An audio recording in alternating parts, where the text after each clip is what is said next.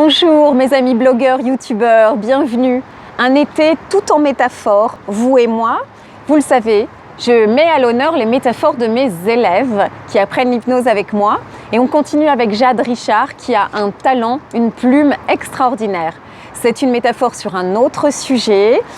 Je vous dis rien, vous allez vite comprendre. C'est universel, elle fait du bien, c'est tout. Juste écoutez. L'avion qui ne savait pas voler. Dans un aéroport, perdu au milieu du Vercors, se trouvait un avion qui n'avait plus jamais vu le nord. En effet, il ne pouvait voler.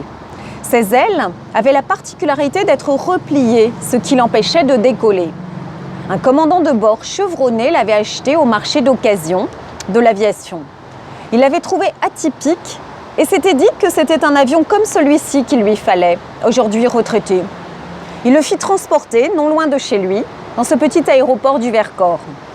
Le planeur restait séjourner dans un hangar, tout hagard. Puis le pilote fit appeler un mécanicien pour en faire l'entretien. La liste était longue de complications. Le petit moteur avait été touché en plein cœur, du liquide en sortait depuis des années. C'était très épais et ça sentait l'insécurité à plein nez. Ne parlons pas du train d'atterrissage tout rouillé. Mais un détail attira l'œil du mécanicien. Comment était-il possible que cet avion ait pu un jour voler avec ses deux ailes repliées? Comment était-ce possible qu'il ait pu un jour naviguer? Le spécialiste l'avait rafraîchi du mieux qu'il le pouvait. Cependant, il restait toujours ce problème d'ailes. Il avait essayé par tous les moyens de les rafistoler, de les déplier, mais n'y était pas arrivé. Il avait alors laissé tomber, c'en était assez. Son employeur avait fini par lui avouer qu'il avait essayé de le démarrer, de le complimenter, mais il n'y était jamais arrivé. Rien n'y faisait. Il était toujours cloué au sol. Le pilote avait cessé de penser à l'envol. Un jour, le commandant avait été surpris devant un journal. En l'achetant, il put y lire tout le détail d'une guerre où les avions tombaient du ciel sans véritable raison. Il y reconnut le sien. Il n'avait pas l'air bien. Il sut enfin comment l'avion avait été blessé en plein cœur du moteur. L'aviateur était en pleurs. Il avait été torpillé et n'avait pas su s'en relever. Il avait survécu, mais plus jamais vécu. Il décida d'appliquer aux grands mots les grands remèdes. Il appela à l'aide l'un de ses amis, dresseur de volatiles. Il pensa que ce serait bien utile. À première vue, l'avion était bien têtu. Le dresseur l'observa. Bien sûr, il les remarqua, ces deux ailes repliées sur elles-mêmes. Il pensait qu'un puriste n'aurait pu acheter un avion qui ne savait quitter la piste. Et pourtant, le cœur a ses raisons que la raison ne connaît pas. Le dresseur avait échafaudé un plan bien ficelé. Il avait fait appel au meilleur de ses voltigeurs, un aigle pêcheur. Le plan était le suivant. Pour l'encourager à voler, il allait virevolter devant le malheureux avion manchot et finir par une acrobatie au-dessus de l'eau. Il fallait l'impressionner pour qu'il daigne sortir de son hangar où il s'était stocké. Ça y est, il était temps. Le plan était en marche. L'oiseau alla parler au fuselage et lui tient à peu près ce langage. « Et toi là, ça fait déjà quelque temps que je t'observe et je ne t'ai jamais vu voler. C'est étonnant pour un oiseau avec de si grandes et belles ailes. Je ne suis pas un oiseau. Je ne vous laisserai pas faire.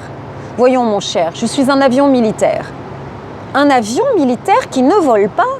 Te moquerais-tu de moi? L'avion ne répondait pas.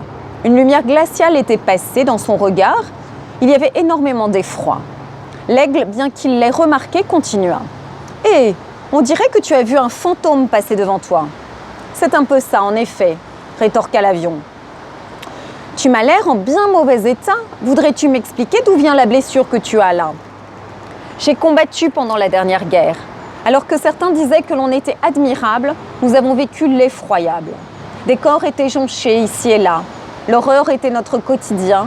Nous avions été engagés pour tuer des gens que l'on ne connaissait même pas. Le pire pour moi a été de voir mon maître se faire tuer.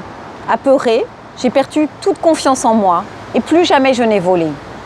Voudrais-tu te sortir de là? Je voudrais te montrer combien c'est beau de voler. » Il y avait longtemps que l'avion n'avait pas eu confiance en quelqu'un.